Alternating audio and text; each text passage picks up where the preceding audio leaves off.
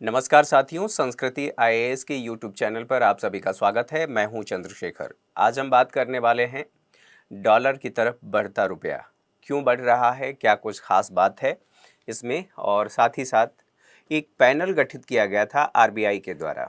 उस पैनल ने जो रिकमेंडेशन दिया है वो रिकमेंडेशन क्या है और किन किन चरणों की बात उसने किया है, और सबसे महत्वपूर्ण बात यह है कि क्या वाकई में भारतीय रुपया इंटरनेशनल मनी बन सकता है, अर्थात अंतर्राष्ट्रीय मुद्रा बन सकता है या नहीं बन सकता है। अगर बन सकता है तो इसके पीछे क्या कारण है और भारत ने उसके लिए कौन कौन सी अवसंरचना डेवलप की है। साथ ही साथ बात यह भी होगी कि इन सभी बातों को ध्यान में रखते हुए भारत के सामने कौन सी चुनौतियां हैं और कौन से ऐसे कारण हमें देखने को मिल रहे हैं जिसकी वजह से आरबीआई इस कदम को बढ़ा रहा है या इस तरफ आगे बढ़ रहा है। तो चलिए क्लास की शुरुआत करते हैं। आप इसे इकोनॉमी सेक्शन से जोड़ करके देखेंगे, भारतीय अर्थव्यवस्था, आप इंटरनेशनल ट्रेड से भी जोड़ करके देखेंगे। यहाँ पर जो सबसे महत्वपूर्ण बात है वो आप लोगों को दिखा दिया गया है कि क्या क्या बातें ये अलग अलग न्यूज़पेपर में प्रकाशित हुआ है। RBI panel recommends measures for internationalisation of rupees, और वही सारी बातें अलग अलग शीर्षक के साथ अलग अलग पेपर में प्रकाशित हुआ है। यहाँ पर देखें, बात करते हैं कि ये चर्चा में क्यों है। तो सबसे पहले ये देखिए, राधा श्याम राठौर एक समिति गठित की गई थी। ये समिति आरबीआई के द्वारा गठित किया गया था। यह अंतर विभागीय समिति है, अर्थात इससे संबंधित जो जितने भी विभाग हैं उन सभी को समन्वित करता है, उन सब पर यह विचार करता है कि किस तरह से इस कार्य को किया जा सकता है। ये सिफारिश दी है समिति ने, और सिफारिश ये दिया है कि अंतर्राष्ट्रीय मुद्रा के रूप में भारतीय रुपये की स्थिति की समीक्षा जो करने के लिए गठित किया गया था, इन्होंने समीक्षा किया है और अपनी रिकमेंडेशन दिया है। एक रोड मैप तैयार करने के लिए कहा गया था कि जो घरेलू मुद्रा है उसका अंतर्राष्ट्रीयकरण कैसे किया जा सकता है, उस बारे में आप सुझाव दीजिए। ये राधा श्याम राठौर समिति प्रारंभिक परीक्षा के लिए महत्वपूर्ण हो सकता है, खास करके पीसीएस एग्जाम में। यहाँ पर देखें, कुछ और बातें बताया गया है कि ये जो समिति गठित की गई थी, अब रिजर्व बैंक ऑफ इंडिया ने क्या कहा और कौन कौन सी बातें यहाँ पर ध्यान रखने वाली हैं। तो आरबीआई रुपये को स्थिर करने का प्रयास कर रहा है। रुपये को स्थिर करने का मतलब यह है कि जो उसके मूल्य में लगातार उतार चढ़ाव हो रहा है, और ये उतार चढ़ाव किसके मुकाबले, तो डॉलर के मुकाबले जो हो रहा है, जो अंतर्राष्ट्रीय मुद्रा है, अर्थात डॉलर अंतर्राष्ट्रीय मुद्रा है, उस उतार चढ़ाव को रोकना है। और यदि हम उसको स्थिर करने में सफल हो गए तब हम इसका अंतर्राष्ट्रीयकरण कर सकते हैं, अर्थात भारतीय मुद्रा का अंतर्राष्ट्रीयकरण कर सकते हैं। अब अंतर्राष्ट्रीयकरण का सीधा सीधा सा मतलब ये है कि भारतीय मुद्रा ग्लोबली एक्सेप्ट की जाए, और उससे पेमेंट के रूप में अगर हम आयात निर्यात करते हैं, खास तौर पर आयात करते हैं, तो अगर हम भुगतान कर रहे हैं भारतीय रुपये में तो उसे एक्सेप्ट किया जाए। सीधा सीधा सा आसान भाषा में ये मतलब है।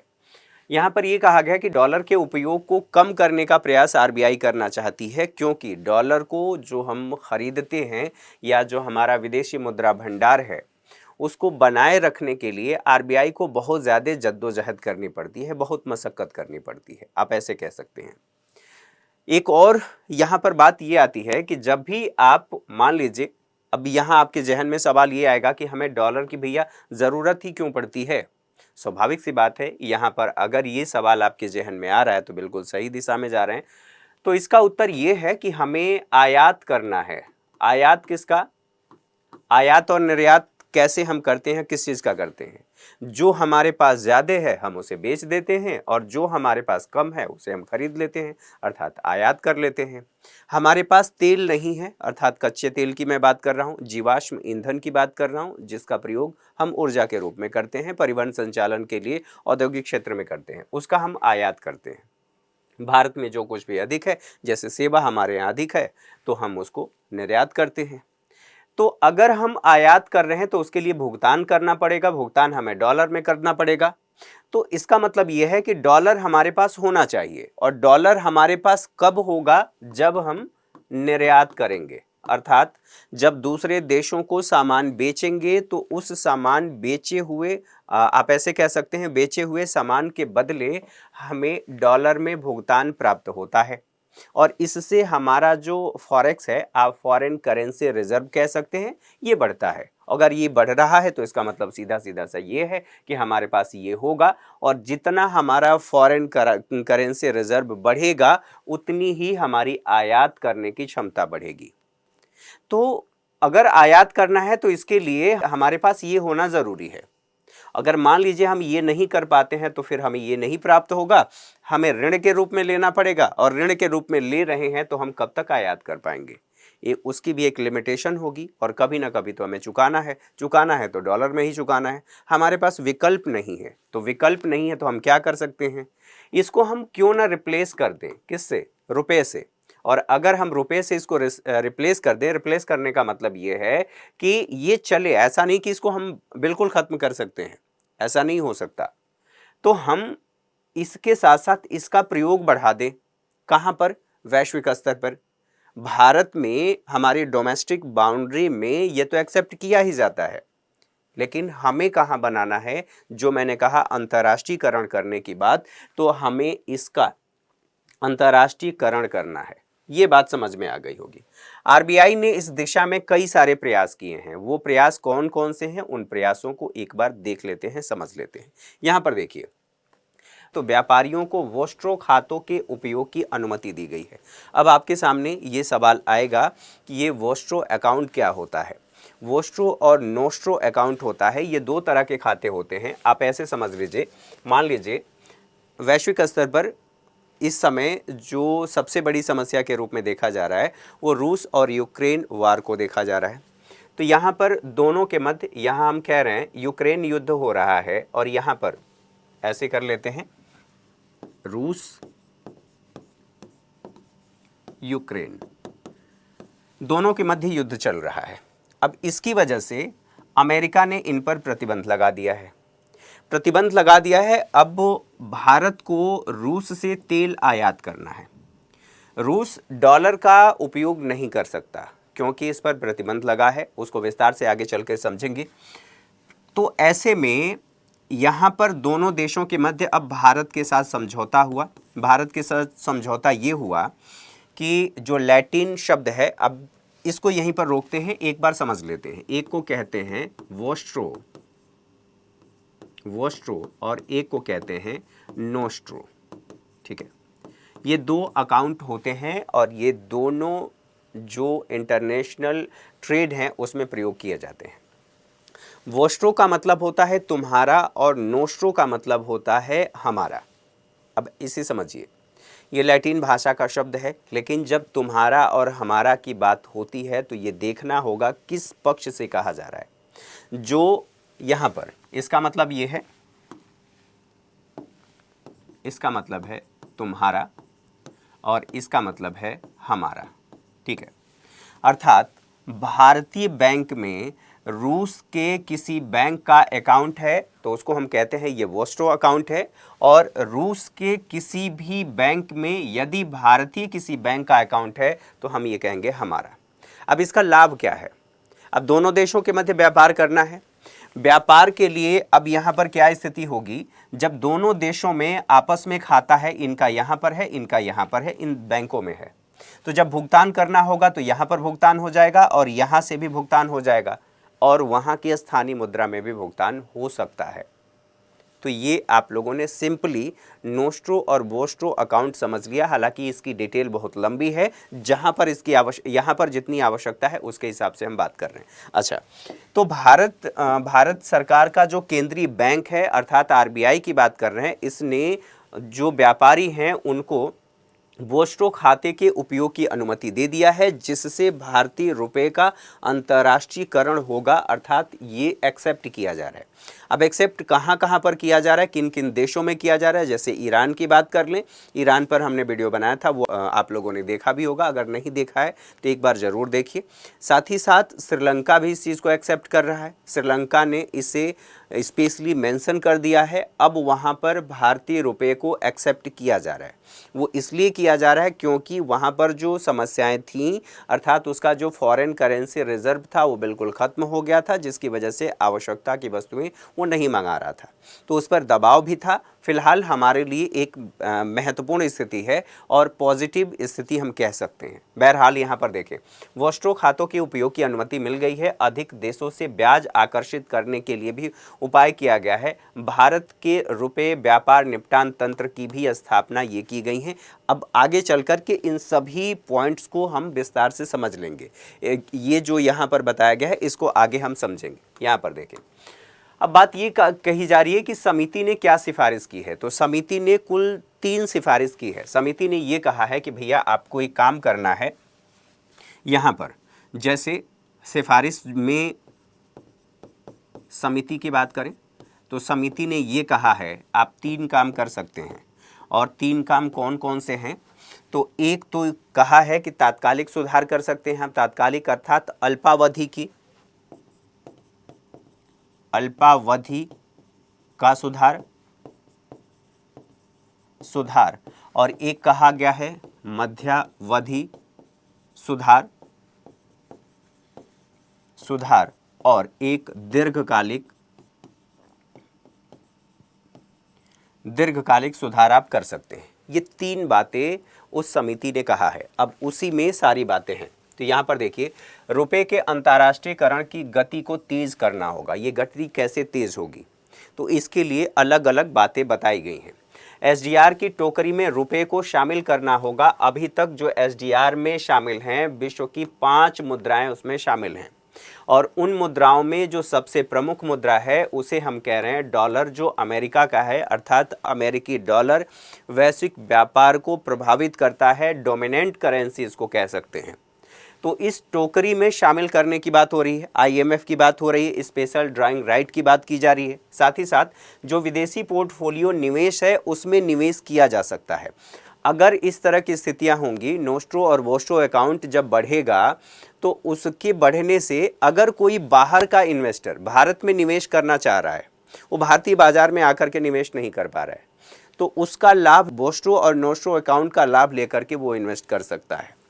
साथ ही साथ विभिन्न जो उपाय हैं उन उपायों की सिफारिशें किया है। विभिन्न में आगे चल करके हम बातें करेंगे। यहाँ पर देख लेते हैं रुपए का अंतर्राष्ट्रीयकरण क्या है। अब इसको समझ लें, फिर आगे चल करके इससे संबंधित बातों को देख लेंगे।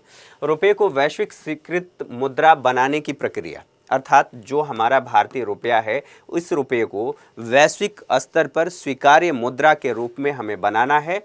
किसके समान? अन्य मुद्राओं के समान। और अन्य मुद्राएं कौन सी? तो एसडीआर की बात की जा रही है, जो आईएमएफ की टोकरी में शामिल है। 5 मुद्राएं हैं जिसमें सबसे ज़्यादा प्रभावी मुद्रा है जिसको मैंने कहा कि डॉलर है। अब इसमें यूरो है, डॉलर है, यूरो और जापानी येन, चीन की रेनबी इत्यादि मुद्राएं हैं। उद्देश्य क्या है? सीमा पार लेन देन, अर्थात सीमा पार जो भारत की बाउंड्री है, इस बाउंड्री के बाहर किसी देश के साथ हम व्यापार कर रहे हैं तो उस व्यापार में भारतीय रुपये का प्रयोग हो। और न केवल भारतीय रुपये का प्रयोग हो बल्कि भारत में यदि इन्वेस्टमेंट आता है, जो मल्टीनेशनल कंपनीज हैं, एमएनसीज हैं, इन एमएनसीज के द्वारा आता है, उनके माध्यम से इसका प्रयोग किया जाए या उनके द्वारा इसका प्रयोग किया जाए। ठीक है। वैश्विक व्यापार में रुपए का उपयोग बढ़ाना है, ये ग्लोबली एक्सेप्ट किया जाए। आर्थिक वृद्धि और विकास को भी बढ़ाना है, आर्थिक वृद्धि। अब यहाँ पर सोचने वाली बात यह है कि अगर हम इसे आसान बनाते हैं, भारत में अगर कोई विदेशी कंपनी, जैसे ये एमएनसी है, भारत में आती है इंडिया में निवेश करने के लिए, इन्वेस्टमेंट उसको करना है, वो पहले आएगा तो वो क्या करेगा? विनिमय करेगा। अब एक्सचेंज करेगा, तो एक्सचेंज करके वो डॉलर से रुपए प्राप्त करेगा, अर्थात रुपए में कन्वर्ट करेगा और तब जा करके भारत में वो निवेश करेगा, भारत में निवेश कर पाएगा। तो यहाँ पर उसे कुछ शुल्क भी अदा करना होगा क्योंकि वो एक्सचेंज कर रहा है, किस में? डॉलर से रुपए में कर रहा है। तो यहाँ पर उसकी निवेश जो लागत है वो बढ़ जाएगी, लागत बढ़ जाएगी। अब यहाँ पर सोचिए, जब ये निवेश करेगा और भारतीय रुपये में ही निवेश करने के उसके पास करने का विकल्प उसको मिलेगा, स्वाभाविक सी बात है इससे उसकी लागत भी कम हो जाएगी, उसे कन्वर्ट नहीं करना पड़ेगा। सबसे महत्वपूर्ण बात ये है कि इससे जब निवेश बढ़ेगा तो इसका मतलब ये है कि हमारी ग्रोथ बढ़ेगी, हमारी ग्रोथ बढ़ेगी। ग्रोथ बढ़ने का मतलब ये है कि रोजगार मिलेगा और अंततः हमारा डेवलपमेंट होगा, हमारा डेवलपमेंट अधिक होगा। तो यहाँ पर आर्थिक वृद्धि होगी और इससे हमारे विकास को बढ़ावा मिलेगा। आर्थिक वृद्धि, या जब हम समृद्धि की बात कर रहे हैं तो समृद्धि का मतलब ये है मात्रात्मक, और जब वृद्धि विकास की बात कर रहे हैं तो इसका मतलब है मात्रात्मक और गुणात्मक परिवर्तन किसमें, आपके जीवन में। ठीक है, यहाँ तक बातें समझ में आ गई। अब रुपये के अंतर्राष्ट्रीयकरण की आवश्यकता हमें क्यों है? इसकी आवश्यकता इसलिए है क्योंकि रुपये की वैश्विक स्वीकृति वर्ष 1960 के दशक में ही हो गई थी। अब कहाँ कहाँ पर? मलेशिया ने स्वीकार किया था, कतर, संयुक्त अरब अमीरात, कुवैत, बहरीन इन देशों ने स्वीकार कर लिया था। किसको स्वीकार कर लिया था? तो भारतीय रुपये को स्वीकार करना शुरू किया था। तो हमें यहाँ से आधार मिलता है कि उस समय स्वीकार कर लिया गया, तो आज तो परिस्थितियां और ज़्यादा बदल चुकी हैं। दूसरी बात, जो वैश्विक विदेशी मुद्रा बाजार है उसके आंकड़े ये बताते हैं कि निर्यात में डॉलर की भूमिका इतना गुना है। ये निर्यात की बात की जा रही है। कौन से निर्यात? तो वैश्विक की बात की जा रही है। जो वैश्विक निर्यात होता है उसमें डॉलर की भूमिका, अर्थात डॉलर इन सभी चीज़ों का निर्धारक है। बड़े पैमाने पर ये प्रभावित करती है, 3.1 गुना कहा जा रहा है। साथ ही साथ जो विदेशी मुद्रा कारोबार है उसका रुपए में भुगतान करना, अभी कितना रुपए में भुगतान किया जाता है? तो महज 1.7% हिस्सा इसका भुगतान किया जाता है। तो इसके मुकाबले आप देख सकते हैं। दूसरी बात, भारत के 86% आयात और निर्यात की जो कीमत है वो क्या है? डॉलर के रूप में। भारत जो अभी आयात और निर्यात करता है उसकी बात की जा रही है 86%, अर्थात हमारा आंकड़ा ज़्यादा है। आंकड़ा ज़्यादा है तो हमें उसके लिए विदेशी मुद्रा ज़्यादा चाहिए होती है, और विदेशी मुद्रा ज़्यादा चाहिए इसके लिए हमें वहाँ पर कीमत भी चुकानी पड़ती है, अर्थात निर्यात को भी बढ़ावा देना, और साथ ही साथ अगर हम निर्यात नहीं कर पा रहे हैं तो हमें खरीदना पड़ेगा। अब हमें डॉलर की आवश्यकता कहाँ कहाँ पर होती है? यहाँ पर देख लें। अगर हमें आयात करना हो तो हमने कहा कि डॉलर की आवश्यकता होती है। अगर विदेशों में पढ़ाई करने के लिए जानी हो तो भी हमें आवश्यकता है। अगर पर्यटन के लिए जाना हो, पर्यटन के लिए, तो भी हमें इसकी आवश्यकता है। आप दूसरे देश में अमेरिका घूमने जा रहे हैं तो स्वाभाविक सी बात है आपको क्या चाहिए? डॉलर चाहिए। वहाँ पर जा कर के कहेंगे कि 2 रुपया ले लो, एक समोसे दे दो, तो वो तो चलेगा नहीं, आपको डॉलर ही लेना पड़ेगा। तो डॉलर, आप रुपए को एक्सचेंज करेंगे किस में? डॉलर में, और तब जा कर के आप खरीद पाएंगे। स्वाभाविक सी बात है इन सभी कार्यों के लिए। और भविष्य में अगर आपको लगता है कि हमें आयात करना है तो आयात के लिए आप एक संरक्षित भंडार के रूप में रखते हैं, और भंडार के रूप में खरीद करके रखते हैं कि अगर कोई आवश्यकता ऐसी हो, डॉलर बहुत ज़्यादा महंगा हो जाए, तो हम ऐसा कर सकते हैं। तो इन सभी कार्यों के लिए आपको डॉलर चाहिए। तो डॉलर चाहिए, हमें खरीदने की आवश्यकता पड़ती है। इन सभी बातों को ध्यान में रखते हुए ये कहा गया कि ये जो भारत की आवश्यकता है, आयात और निर्यात इतना है, उसकी कीमत 86% है। इसको ध्यान में रखते हुए हमें करने की ज़रूरत है, क्योंकि इसके लिए हमें डॉलर की आवश्यकता होती है। डॉलर के मूल्य में परिवर्तन की बात करें तो आयात और निर्यात इससे प्रभावित होता है। जैसे अभी हमने देखा कि अब तक के सबसे निचले स्तर पर चला गया था रुपए का मूल्य, किसके मुकाबले? तो डॉलर के मुकाबले। ये रुपया है और ये डॉलर है, ठीक है। इसके मुकाबले, अर्थात इसकी वैल्यू बढ़ रही है, इसकी वैल्यू कम हो रही है। स्वाभाविक सी बात है, अगर $1 बराबर हम कह रहे हैं कि 80 रुपया, पहले ये कितना था? पहले ये था 70 रुपया, अब ये नीचे आ रहा है और ये बढ़ रहा है। तो अगर हम आयात कर रहे हैं तो आयात के लिए हम जो पहले 70 रुपये भुगतान करते थे, अब 10 रुपये एक्स्ट्रा करना पड़ रहा है, अर्थात 80 रुपये हमें भुगतान करना पड़ रहा है। तो इस चीज़ के लिए हम जो 10 रुपये खर्च कर रहे हैं, अगर हम इसको अंतर्राष्ट्रीय मुद्रा बना लेंगे तो ये हमें नहीं करना पड़ेगा। एक तो ये बात है। अच्छा, अब जब भी, हालांकि आप दूसरे संदर्भ में कह सकते हैं कि भारत से निर्यात बढ़ता है, निर्यात तब बढ़ेगा जब भारत में प्रोडक्शन बढ़िया होगा, प्रोडक्शन हमारा बेहतर होगा। और प्रोडक्शन किसका? जो वैश्विक बाजार में मांग हो, जिस वस्तु की मांग हो, तब हम कह सकते हैं कि हमारा निर्यात यहाँ से बढ़ेगा, अन्यथा हमारा निर्यात नहीं बढ़ेगा। ठीक है। हमें लाभ भी नहीं होगा। तो जब ऐसी स्थिति होगी तो हम तेल का आयात करते हैं, और तेल का आयात करते हैं तो मात्रा तो हमारी उतनी रहती है, जैसे कि मैंने पहले भी बताया कि 85% अपने कच्चे तेल का भारत आयात से पूरा करता है। ठीक है, अब 85% के आयात के लिए हम पहले 70 रुपये के हिसाब से भुगतान कर रहे थे। अब जब हम भुगतान करेंगे तो हमारा जो आयात लागत है वो बढ़ जाएगा, राजकोषीय घाटा बढ़ेगा हमारा। आप ऐसे भी कह सकते हैं हमारा जो CAD है, करेंट अकाउंट डेफिसिट, ये बढ़ जाएगा।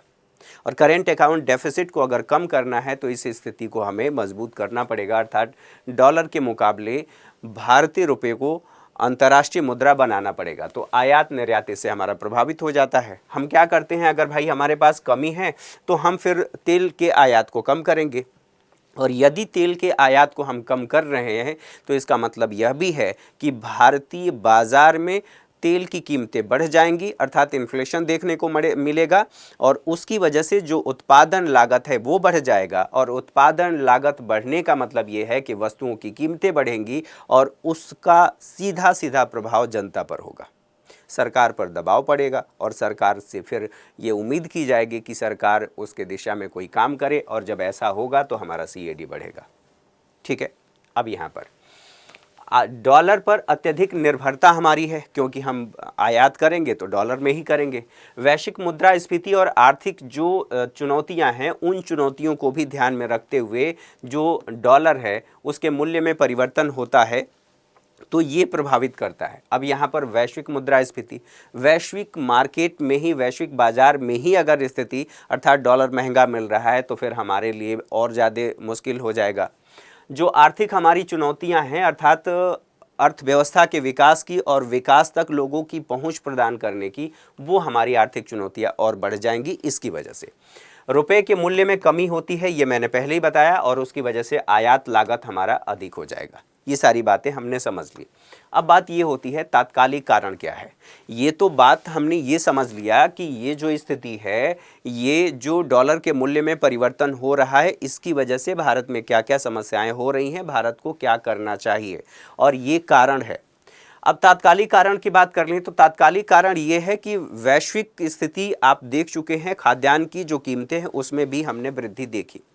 खाद्यान्न की कीमतों में वृद्धि का कारण ये एक तो ये था कि कोविड आ गया, कोविड की वजह से उत्पादन कम हुआ, साथ ही साथ जो रूस और यूक्रेन युद्ध चल रहा है इसकी वजह से भी खाद्यान्न संकट की समस्या देखी गई। खाद्यान्न संकट की तो समस्या देखी ही गई, यहाँ पर यह भी हुआ कि इसकी वजह से USA पहले से ही रूस का दुश्मन है, दोनों एक दूसरे को फूटी आंख नहीं सुहाते जो कहा जाता है, अर्थात देखना नहीं पसंद करते। अब यहाँ पर रूस की बात कर लेते हैं, ठीक है, रसिया की बात कर लेते हैं। ये इस युद्ध में इन्वॉल्व है, और युद्ध में इन्वॉल्व होने की वजह से ये भाई साहब इन पर प्रतिबंध लगा दिए हैं। अब ये डॉलर का प्रयोग नहीं कर सकते, डॉलर का प्रयोग नहीं कर सकते तो जितने देशों को ये निर्यात करते थे वहां पर निर्यात प्रतिबंधित हो गया, नहीं कर सकते। भारत की बात करें तो भारत आज भी यहां से तेल खरीद रहा है क्योंकि सस्ता मिल रहा है। वो अलग बात है कि हमारा CAD बढ़ रहा है, लेकिन भारत तेल खरीद रहा है क्योंकि सस्ता मिल रहा है, तो हमारी आवश्यकता है। भारत यहां से केवल तेल का आयात नहीं कर रहा है, अन्य वस्तुएं भी खरीदता है, हम वहां से रक्षा उपकरण भी खरीदते हैं। अब भुगतान के लिए हमें क्या करना पड़ेगा, हमारे पास डॉलर होना चाहिए, डॉलर तो यहाँ चल नहीं रहा है, डॉलर नहीं चल रहा है तो अब क्या करेंगे। तो यही नोस्ट्रो और वोस्ट्रो अकाउंट का प्रयोग किया गया, कहाँ पर, रूस के साथ, और रूस के साथ हमने इन दोनों अकाउंट का प्रयोग करके हमने इस कार्य को करना शुरू कर दिया। तो इसका मतलब यह भी हुआ कि जो रुपए की स्वीकार्यता है वो बढ़ रही है, और इसका मतलब यह भी हुआ कि यहाँ पर जो प्रतिबंध लगा है उसकी वजह से ये समस्याएं देखने को मिल रही हैं, डॉलर में जो भुगतान है वो प्रभावित हो रहा है। जो पश्चिमी देश हैं, एक तो ये बात हो गई, अमेरिका प्रतिबंध लगाया है, अमेरिका के साथ जो नाटो के सदस्य हैं उन लोगों ने भी इस पर प्रतिबंध लगा दिया है। किस पर, यहाँ पर रूस पर। और रूस पर प्रतिबंध लगाने का मतलब ये है कि आर्थिक प्रतिबंध लगाया है तो आर्थिक गतिविधियां इनकी भी प्रभावित होंगी, आयात निर्यात इनका प्रभावित होगा। श्रीलंका अभी क्या किया है, श्रीलंका ने जो मैंने बताया कि रुपए को स्वीकार करना शुरू कर दिया है। अच्छा, एक और बात यहाँ पर, जब आर्थिक प्रतिबंध की बात हो रही है तो आप लोगों को ईरान के बारे में मैंने बताया था। ईरान के साथ जो जेसीपोवा समझौता हुआ था 2015 में, उस समझौते से बाहर आ गए थे डोनाल्ड ट्रंप 2018 में। 2018 में बाहर आने के साथ साथ ईरान पर उन्होंने आर्थिक प्रतिबंध लगाया। भारत को भले ही छूट मिल गई आयात करने के लिए, क्योंकि अमेरिका को भी पता है कि भारत के साथ हम ऐसा नहीं कर सकते। एक विश्वसनीय मित्र के रूप में है, लॉजिस्टिक सपोर्ट देता है भारत अमेरिका को। तो एशिया में एक विश्वसनीय मित्र और भारत की आवश्यकताओं को ध्यान में रखते हुए ईरान से तेल आयात की छूट दी गई थी। ठीक बात है, लेकिन महत्वपूर्ण बात यह है कि ईरान पर प्रतिबंध लगा, और ईरान पर प्रतिबंध लगा तो ईरान डॉलर का प्रयोग नहीं कर सकता। अन्य देश भी जो यहाँ से आयात निर्यात कर रहे हैं वो भी नहीं कर सकते। तो इसका मतलब यह भी है कि अगर हम रुपए को वैश्विक करेंसी बनाते हैं तो हमें यहाँ पर भी लाभ होगा। हालांकि ईरान रुपए में भुगतान को स्वीकार कर रहा था, वो अलग बात है कि 2019 में हमने उसे अर्थात ईरान से तेल आयात को कम कर दिया था। अगली बात, पूंजी प्रवाह इससे बाधित हो जाता है। पूंजी का प्रवाह अगर यहाँ से मान लीजिए कोई निवेश आना चाहता है तो कैसे आएगा? मान लेते हैं जो मैंने आपको बताया था कि ये है ईरान और ये है भारत, इन दोनों ने समझौता कर दिया है कि भाई हम रुपए में भुगतान कर लेंगे, स्वीकार करेंगे। लेकिन ईरान रुपया तो छापता नहीं है, भारत रुपया छापता है। और भारत यदि ईरान से कुछ खरीदेगा तब रुपए में भुगतान करेगा, और उसी पैसे को जब हम ईरान से कुछ आयात करेंगे तो वो हमें लौटाएगा। तो ज़रूरी है कि भारत ईरान से कुछ आयात करे, तब ईरान भारत को रुपए में भुगतान कर पाएगा। तो यहाँ पर स्थितियाँ बदल जाएंगी। इन्हीं सभी बातों को ध्यान में रखते हुए ये कहा गया है कि यहाँ अगर इस देश से भारत में इन्वेस्टमेंट आना हो तो ये ज़रूरी है कि उसके पास रुपया होना चाहिए। अगर डॉलर में होता तो वो इन्वेस्टमेंट कर लेता। तो यहाँ पर पूंजी का प्रवाह भी बाधित हो रहा है, आयात भी बाधित हो रहा है। इन सब मामलों को, इन सभी बातों को हमने समझ लिया। इसी के साथ साथ यहाँ पर कहा जा रहा है कि रुपये के अंतर्राष्ट्रीयकरण के क्या लाभ होंगे। अगर हम इसको वैश्विक मुद्रा बना लेते हैं तो हमें क्या लाभ होगा? वैश्विक स्वीकार्यता में वृद्धि होगी, किसकी? रुपए की। साथ ही साथ विनिमय दर जोखिम हमारा कम होगा। विनिमय दर का जोखिम, विनिमय दर का जोखिम, विनिमय दर का मतलब क्या है? विनिमय दर, जो एक मुद्रा, मान लीजिए कोई भी मुद्रा है, एक मुद्रा का दूसरी मुद्रा में परिवर्तन, ये परिवर्तन किस मूल्य पर किया जाएगा?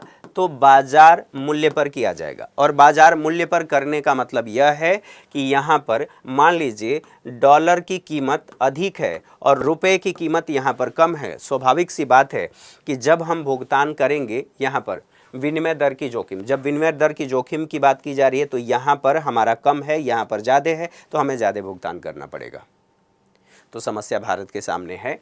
तो इस विनिमय दर के जोखिम को कम किया जा सकता है, किसके माध्यम से? अर्थात भारतीय रुपए का अंतर्राष्ट्रीयकरण करने के माध्यम से अगर कर लेते हैं तो सीमा पार जो व्यापार होता है, अर्थात दूसरे देशों के साथ व्यापार होता है, वो भी हमारा लाभप्रद होगा। निवेश संचालन की लागत कम हो जाएगी, क्योंकि जो एक्सचेंज होता है तो उस पर कुछ शुल्क लगता है, और शुल्क लगता है तो वो शुल्क कम हो जाएगा। जो अस्थिरता जोखिम की समस्या जो भारत में देखी जाती है, अर्थात रुपए की बात की जा रही है कि जो रुपया है ये अस्थिर होता है, अर्थात इसके मूल्य में कमी और वृद्धि लगातार देखने को मिलती है, ये कम हो जाएगा। साथ ही व्यापक और अधिक कुशल वित्तीय क्षेत्र हो जाएगा। हमारा जो वित्तीय क्षेत्र है और कुशल हो जाएगा, क्योंकि यहाँ पर रुपए के मूल्य में न तो बहुत ज़्यादा फ्लैक्चुएशन देखने को मिल रहा है, मतलब कमी या वृद्धि देखने को मिल रही है। तो इस वजह से जो ये हमारा वित्तीय क्षेत्र है अधिक कुशल हो जाएगा और इसकी साख बढ़ेगी। साख बढ़ने का मतलब ये है कि वित्तीय क्षेत्र का विस्तार होगा, और जितना वित्तीय क्षेत्र का विस्तार होगा वित्तीय समावेशन भी बढ़ेगा और अर्थव्यवस्था की ग्रोथ सकारात्मक रूप से प्रभावित होगी। लागत में कमी आएगी, किसके? वित्तीय क्षेत्र के लागत में कमी आएगी और इससे इसका विस्तार होगा, ये हमने समझ लिया। साथ ही साथ जो पूंजी निर्माण है वो बढ़ेगा। जब हमारे बैंक लाभप्रद की स्थिति में होंगे। लाभप्रद की स्थिति का मतलब यह है कि वो पूंजी निर्माण और कर पाएंगे और उनकी शाखाओं का विस्तार होगा। निवेश, आर्थिक विकास में वृद्धि होगी, भारत में निवेश बढ़ेगा, आसानी से हो सकता है, अब डॉलर की आवश्यकता नहीं होगी। निर्यात हमारा प्रतिस्पर्धी होगा, वैश्विक बाजार में हम प्रतिस्पर्धा कर सकते हैं। किस क्षेत्र में? निर्यात के क्षेत्र में। वित्तीय एकीकरण में वृद्धि होगी और विदेशी मुद्रा भंडार की जो आवश्यकता हमारे पास होती है कि हमारा विदेशी मुद्रा भंडार इतना ही है, इससे हम इतने दिन का ही आयात कर सकते हैं अपनी आवश्यकता की वस्तुओं का, ये आवश्यकता हमारी कम हो जाएगी। साथ ही साथ कुछ और बातें यहाँ पर देखें, रुपए का अंतर्राष्ट्रीयकरण करने में क्या चुनौतियाँ हैं। तो चुनौतियों की बात करें तो मजबूत आर्थिक प्रगति आवश्यक है। जो समिति है, उस समिति ने सुझाव दिया है, ये कहा है कि ये तब हो सकता है जब या कोई भी अर्थव्यवस्था अपनी मुद्रा को वैश्विक मुद्रा तब बना सकती है जब उसकी आर्थिक स्थिति बहुत ज़्यादा मजबूत हो। हालांकि वैश्विक स्तर पर भारत प्रतिस्पर्धा कर रही है और भारत कर रहा है और 5वीं बड़ी अर्थव्यवस्था बन गई है, ठीक बात है, लेकिन अभी भी हम सरप्लस में नहीं है। किसमें हम बात कर रहे हैं? तो CAD की बात कर रहे हैं।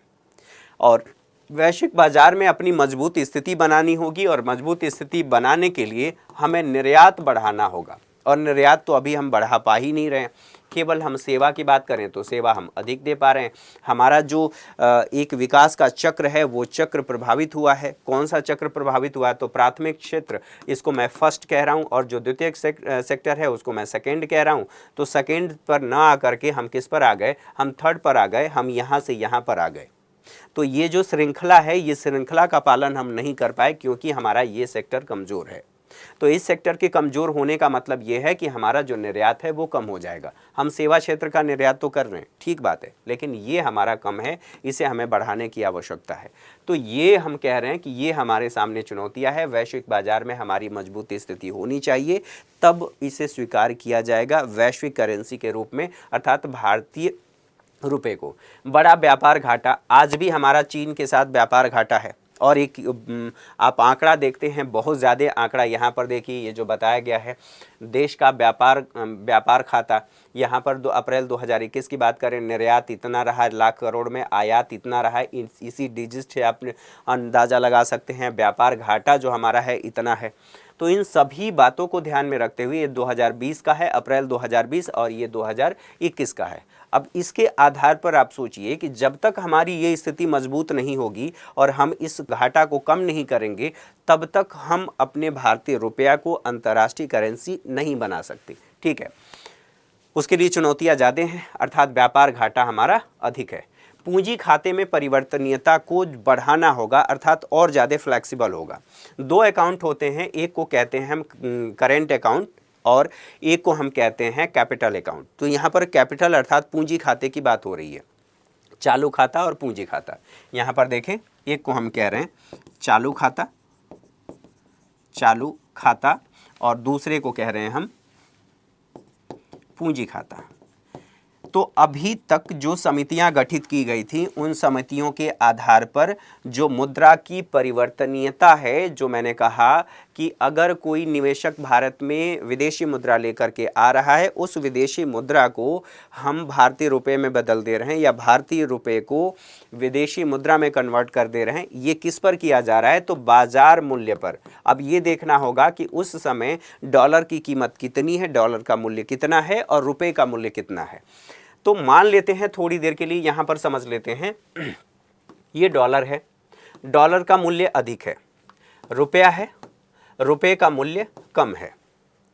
अब जब यहाँ पर डॉलर का मूल्य अधिक है और एक निवेशक है, वो भारत में निवेश किया है, पूंजी खाते में नहीं, अभी चालू खाते की बात कर रहे हैं, तो चालू खाते में तो लेन देन होता रहता है।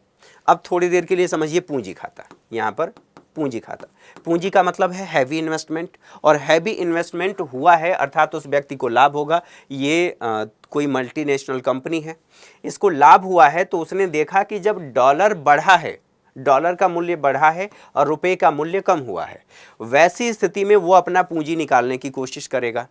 और पूंजी निकालने की कोशिश करेगा, इसका मतलब ये है कि जब डॉलर मजबूत है, रुपया कमज़ोर है, तो उसे भारत को भुगतान ज़्यादा करना पड़ेगा, भारत को नुकसान होगा। वो अपना पैसा लेकर के जाएगा, प्रॉफिट लेकर के जाएगा। और प्रॉफिट लेकर के कब जाने की कोशिश करेगा? जब यहाँ डॉलर अधिक हो गया है और भारतीय मुद्रा कम हो गई है, उसका मूल्य कम हो गया है। भारत के सामने समस्या है। तो भारत के सामने ये जो समस्या है, इसका समाधान कैसे किया गया? ये कहा गया कि हम इसका बाजार मूल्य पर पूर्ण परिवर्तनीयता नहीं रखेंगे। पूर्ण परिवर्तनीयता का मतलब क्या है? मान लीजिए जितना है आप प्रॉफिट लेकर के डॉलर में जाना चाहते हैं, थोड़े समय के लिए मान लेते हैं यहाँ पर 100 रुपये है, एक छोटा डिजिट मान लेते हैं, इस 100 रुपये को आप लेकर के जाना चाह रहे हैं। तो आरबीआई ये कहती है कि भैया पूंजी खाते में अगर आप लेकर के जा रहे हैं तो हम आपको पूर्ण परिवर्तनीयता की सुविधा नहीं देंगे। इसमें हम बताएंगे वो कैसा रेशियो होगा, 60+40 का रेशियो होगा। 60+40 का रेशियो क्या होगा? 60 तो आप बाजार मूल्य पर परिवर्तनीयता की बात कहां पर की गई? बाजार मूल्य पर। और बाजार मूल्य पर 60% आप ले जा सकते हैं। ये जो 40 है, 40 रुपया, उसको हम बताएंगे कि किस मूल्य पर हम आपको देंगे और आप ले जा सकते हैं। ऐसा करना ज़रूरी है, नहीं तो भारत में जो भी इन्वेस्टर हैं वो देखेंगे कि मूल्य कम हुआ है रुपए का, उसकी वैल्यू कम हुई है, तो वैसी स्थिति में, और जो डॉलर का मूल्य अधिक हुआ है, वैसी स्थिति में यहाँ से अपना प्रॉफिट लेकर के जाने की कोशिश करेंगे। भारत के लिए समस्या हो जाएगी। तो इन सभी बातों को ध्यान में रखते हुए ये कहा गया है कि जो हमारा पूंजी खाता है, इसमें परिवर्तनीयता को हमें बढ़ाने की आवश्यकता है, तब जाकर के हम भारतीय रुपए को अंतर्राष्ट्रीय मुद्रा के रूप में और आगे बढ़ा सकते हैं। यहाँ पर बातें आप लोगों को समझ में आ गई होंगी। अविकसित और छोटा बाजार, अभी भी हमारा बाजार दुनिया के इन्वेस्टर के लिए एक कंज्यूमर मार्केट ज़रूर है, उपभोक्ता बाजार ज़रूर है, लेकिन अभी भी हम निर्यात की दृष्टि से देखें तो हमारा बाजार छोटा है, अविकसित है। और अविकसित है इसका मतलब यहाँ पर विकास की संभावनाएं ज़्यादा हैं, और इसी को ध्यान में रखते हुए जो वैश्विक निवेशक हैं वो भारत में आते हैं। पारदर्शिता और मजबूत वित्तीय अवसंरचना की बात करें तो इस समस्या का समाधान भारत ने कर लिया है। भारत ने कैसे किया है 2020 में, इसको समझ लेते हैं। हमारा जो पारदर्शी और मजबूत वित्तीय अवसंरचना, जैसे कि हमने कहा कि पूंजी खाते में परिवर्तनीयता को बढ़ाना होगा, किस पर? बाजार मूल्य पर। तो उसके लिए हमारे पास वित्तीय अवसंरचना होना चाहिए, जिसको आप संक्षेप में कहते हैं फिनटेक, अर्थात फिनेंस के क्षेत्र में टेक्नोलॉजी का प्रयोग फिनटेक कहलाता है। जैसे आप लोगों ने सुना होगा एडुटेक। एडुटेक का मतलब क्या है? एजुकेशन के क्षेत्र में टेक्नोलॉजी का प्रयोग। जैसे जिस माध्यम से आप मुझे देख रहे हैं, ये भी एडुटेक का एक हिस्सा है। अर्थात हम क्या कर रहे हैं, ये जो बोर्ड आपको दिखाई दे रहा है, जहाँ पर मैं जाना चाहता हूँ स्विच करके दिखा सकता हूँ और लिख करके दिखा सकता हूँ, मिटा सकता हूँ। इसका प्रयोग मैं वीडियो कोई दिखाना हो तो वो मैं दिखा सकता हूँ। ये भी क्या है? एजुकेशन के क्षेत्र में टेक्नोलॉजी का प्रयोग है, एडुटेक। उसी तरह से फिनटेक। तो फिनटेक के क्षेत्र में हमने एक गंभीर प्रयास किया है, गंभीर किंतु मजबूत प्रयास किया है। उस प्रयास को देख लेते हैं कि ये क्या प्रयास है। आप देखिए, ये जो आपका, अगर आप लोगों ने देखा होगा, यहाँ पर देखिए, ये आर्थिक समीक्षा है, और आर्थिक समीक्षा में ये प्रकाशित किया गया है कि IFSC, अब यहाँ पर पूरा एक बार इस पैराग्राफ को देख लेते हैं। पिछले कुछ वर्षों में सरकार द्वारा की गई विभिन्न पहलों ने पूंजी बाजार के खिलाड़ियों के लिए नए रास्ते और अवसर खोले हैं। और ये कहा गया है जो गिफ्ट सिटी भारत के गुजरात में खोला गया है, भारत के पहले अंतर्राष्ट्रीय वित्तीय सेवा केंद्र की स्थापना और संचालन सबसे महत्वपूर्ण है। इसका उद्देश्य देश में अंतर्राष्ट्रीय वित्तीय सेवाओं के एक मजबूत आधार के विकास को गति देकर भारत को एक महत्वपूर्ण आर्थिक शक्ति के रूप में उभरने की सुविधा प्रदान करना है। दरअसल ये पढ़ना मेरा उद्देश्य नहीं है, मैं बताने की कोशिश कर रहा हूँ कि ये भारत ने क्या प्रयास किए हैं। अब यहीं पर देखिए, यहाँ पर ये जो लाइन है, ये 106 नंबर आप जाएंगे, 106 जो आर्थिक समीक्षा है उसके 106 नंबर पेज में, उसी में कहा गया है कि पूंजी खाता परिवर्तनीयता के प्रति भारत के तेजी से उदार दृष्टिकोण को ये रेखांकित करता है। जो ये प्रयोग किया गया है, जो गिफ्ट सिटी में हमने कह लिया IFC जो वित्तीय संस्थान खोला गया है, उसकी बात की जा रही है, जहां पर केवल यहाँ पर देखें, गैर निवासियों और निवासियों को ऐसे माहौल में जो वित्तीय नवाचार, सीमा पार लेन देन की सुविधा युक्त विशेष वित्तीय सेवाएं प्रदान करते हैं। इसका मतलब यह है कि भारत सरकार इस दिशा में प्रयास कर रही है और इसके प्रयास करने का मतलब यह भी है कि पूंजी खाते में परिवर्तनीयता को हम बढ़ा रहे हैं। यहाँ तक बातें समझ में आ गई होंगी। और अगर पारदर्शी और मजबूत वित्तीय अवसंरचना हम विकसित कर रहे हैं तो इससे ये जाहिर होता है कि हम इस दिशा में प्रयास कर रहे हैं, भारतीय मुद्रा को अंतर्राष्ट्रीय मुद्रा की तरफ कदम बढ़ा रहे हैं, उसको बढ़ाने में, उसको बनाने में, इत्यादि बातें। तरलता की कमी भी हमारे सामने समस्या है, क्योंकि जब वैश्विक मुद्रा की मांग बढ़ेगी तो हमें क्या करना पड़ेगा, उसकी सप्लाई भी करनी होगी। और क्या भारत इसके लिए तैयार है? तो अभी तैयार नहीं है। उसके लिए हमें अपने मौद्रिक नीति में परिवर्तन करना होगा। जो मौद्रिक नीति है, जो इन्फ्लेशन कहता है कि इन्फ्लेशन कितना देश में होना चाहिए, तो 4 ± 2 होना चाहिए। अर्थात 4 जो है इसमें आप +2 कर सकते हैं या -2 कर सकते हैं। तो अधिकतम जो मुद्रास्फीति है वो 6% हो सकती है और जो न्यूनतम मुद्रास्फीति है वो 2% हो सकती है। इसके बीच में फ्लैक्चुएट करेगी, इससे ज़्यादा नहीं होना चाहिए अभी के हिसाब से। ठीक है, तो ये कहा गया है कि इन बातों को ध्यान में रखते हुए अगर हम उसको बढ़ाएंगे तो भारतीय बाजार में मुद्रा की तरलता बढ़ेगी और उसका दुष्प्रभाव भी भारतीय बाजार में हो सकता है। तो मौद्रिक नीति में हमें परिवर्तन करने की आवश्यकता होगी। इन बातों को समझने के साथ अब यहाँ पर बात ये आती है कि आगे का रास्ता क्या है, हम क्या कर सकते हैं। तो आगे का रास्ता ये है कि चीन के अनुभव से हमें सीखना चाहिए। चीन ने क्या किया था, रेनएनबी की बात करें, उसका अंतर्राष्ट्रीयकरण किया और चीन का जो रेनएनबी है, IMF का जो SDR है, जो एक बास्केट है, उस बास्केट में जो 5 वैश्विक मुद्राएं रखी गई हैं उसमें यह भी शामिल है। तो इसने ऐसा क्यों किया और कैसे कर पाया? क्यों किया नहीं, कैसे कर पाया? इसलिए कर पाया कि जो चीन का व्यापार है वो हमेशा अधिशेष में रहता है, भारत के साथ भी है और ये अपने मैन्युफैक्चरिंग जो सेक्टर है उसको मजबूत किया है। इसका निर्यात अधिक है, निर्यात अधिक है, स्वाभाविक सी बात है कि ये इसका प्रयोग कर पाया है। अगर याद हो तो मैंने ये कहा था कि जो समिति है उस समिति ने ये कहा है कि भैया अगर आपको भारतीय रुपये को अंतर्राष्ट्रीय मुद्रा बढ़ाना है तो अपनी अर्थव्यवस्था को मजबूत करना पड़ेगा। और जो निर्यात है या व्यापार में जो प्लेयर की बात होती है या एक भागीदारी की, उस भागीदारी को मजबूत करना है। चीन पहले ही अपनी भागीदारी को मजबूत किया, तब जाकर के इसको उसमें शामिल कर पाया, अर्थात SDR की बास्केट में शामिल कर पाया। तो भारत को भी ये करना होगा, जो वोस्ट्रो और नोस्ट्रो अकाउंट है उसको हमें बढ़ाना होगा, इस दिशा में प्रयास करना होगा, अलग अलग देशों के साथ करना होगा। पूंजी खाते को और ज़्यादा उदार बनाना होगा, जो मैंने आपसे कहा। वैश्विक बाजार में अपनी भूमिका बढ़ानी होगी और गिफ्ट सिटी जैसे पहल को और हमें तेज़ करनी होगी। ऐसी अवसंरचनाओं को और विकसित करना होगा। साथ ही साथ यहाँ पर देखें, ये भी कहा गया है कि मसाला बॉन्ड को हमें बढ़ाना होगा। सवाल ये है कि मसाला बॉन्ड क्या है?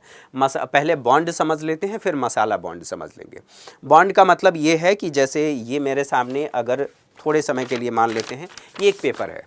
इस पेपर पर मैं एक कंपनी हूँ और मैंने ये कहा कि मैं आपसे उधार ले रहा हूँ, ऐसे ऋण ले रहा हूँ और उस ऋण के बदले मैं आपको ये पेपर दे रहा हूँ। इस पेपर पर सारी चीज़ें वो लिखी हुई हैं कि कितना धनराशि मैंने आपसे लिया और भविष्य में जब मैं ये पेपर आपसे लूँगा, अर्थात जब ये परिपक्व हो जाएगा, इसकी एक अवधि है कि आपको मैं 2 साल 3 साल या जो भी अवधि हो, उस अवधि पर जब मैं आपसे ये वापस लूँगा तो जो आपने मूलधन दिया है और उस पर जो ब्याज हमने मिलकर के निर्धारित किया है, उस ब्याज के साथ मैं भुगतान कर दूंगा। तो ये क्या है? एक बॉन्ड है। कौन? एक व्यक्ति ने, कंपनी ने जारी किया, मान लेते हैं RBI ने जारी किया।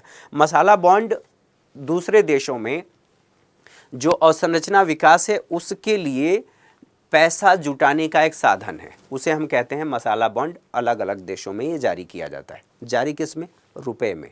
तो रुपए की यहाँ पर बढ़त अधिक हो रही है, अर्थात वैश्विक स्तर पर रुपए की स्थिति यहाँ मजबूत हो रही है, क्योंकि इसमें रुपए में हम निवेश करने के लिए कहते हैं और उस पैसे का प्रयोग हम कहाँ कर रहे हैं? अवसंरचना विकास में। तो मसाला बॉन्ड को हमें बढ़ाना होगा अलग अलग देशों में। अंतर्राष्ट्रीय भुगतान में रुपए के उपयोग को और ज़्यादा हमें बढ़ाने की आवश्यकता है। तो इससे संबंधित बातों को हमने समझा। उम्मीद है आपको सभी चीज़ें क्लियर हुई होंगी और इससे संबंधित बातें आप लोगों को आसान भाषा में समझ में आई होंगी।